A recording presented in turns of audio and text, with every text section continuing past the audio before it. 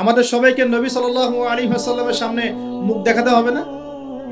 একবার দেখাতে হবে ইচ্ছায় হোক আর অনিচ্ছায় হোক, আর একবার দেখাতে হবে ঐচ্ছিকভাবে। ইচ্ছায় হোক আর অনিচ্ছায় হোক কোথায়? কবরে। কোথায়? সবাইকে দেখানো হবে। আমি আপনি এভরিবডি, সবাই দেখবে আমাদের নবী মুহাম্মদ সাল্লাল্লাহু আলাইহি ওয়াসাল্লামের এই নূরানি চেহারা, সবাই দেখবে।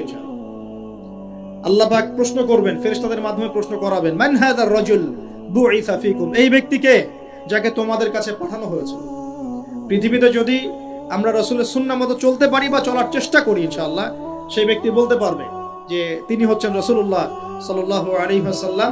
আমি আল্লাহর কিতাব পড়ে জেনেছিলাম যে তিনি আল্লাহর রাসূল সাল্লাল্লাহু আলাইহি ওয়াসাল্লাম। আর একবার হচ্ছে ঐচ্ছিক। এটা কেমন? রাসূল সাল্লাল্লাহু আলাইহি ওয়াসাল্লাম হাউজে কাউসারের সামনে দাঁড়িয়ে থাকবেন। আকাশের তারা যত বেশি, তার চেয়ে বেশি হবে পানপাত্র, গ্লাস। তো নবী সাল্লাল্লাহু আলাইহি ওয়াসাল্লাম সবাইকে হাউজে কাউসারের পানি পান করাবেন। ওই দিন অন্য কোনো ব্র্যান্ডের পানি চলবে না, শুধু হাউজে কাউসারের পানি চলবে। মাম পানি, প্রাণ পানি, এসব পানি নাই, শুধু হাউজে কাউসারের পানি। কথা বুঝতে পারছেন? কোনো ড্রিঙ্কস নাই, সফট ড্রিঙ্কস, হার্ড ড্রিঙ্কস, কোনো ড্রিঙ্কস নাই, শুধু কি হাউজে কাউসারের পানি। এই পানি ছাড়া কোনো পানি নাই।